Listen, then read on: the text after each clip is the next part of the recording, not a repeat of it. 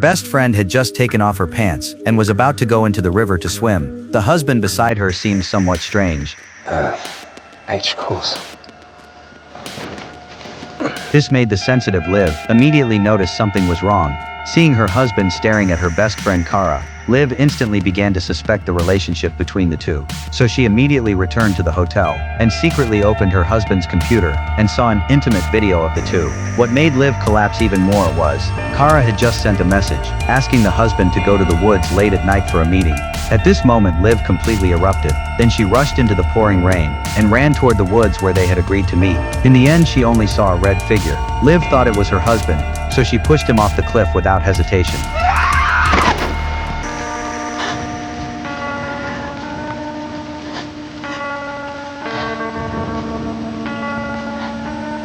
But when she returned to the mountain inn, what filled her heart was not the pleasure of revenge, but overwhelming confusion and pain.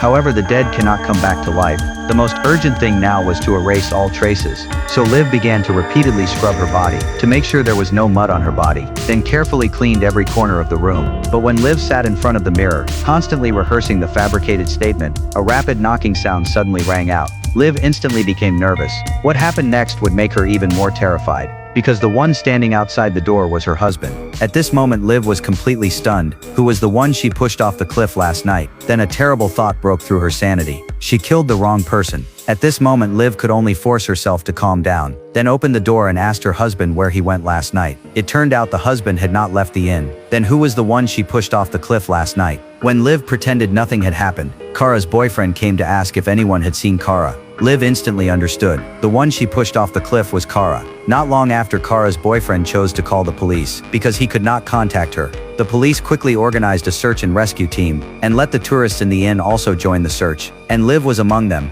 At this moment she did not care whether Kara was still alive, and even silently prayed in her heart Kara would disappear forever in this deep mountain. Soon the rescue team brought news Kara was found, but because the injuries were severe, she was sent directly to the hospital. Liv's heart tightened instantly. A thought kept circling in her mind. Would Kara remember it was she who pushed her? When they arrived at the hospital, Kara had already died due to severe injuries. At this moment Liv's heart was very complicated, and at the same time she felt some relief. At this time the husband suddenly came to her. They're saying she didn't fall. What? Who said that? The police. The police are saying that. They're saying that she was pushed. She was murdered. People always think they can hide everything, but do not know the truth is slowly coming to the surface.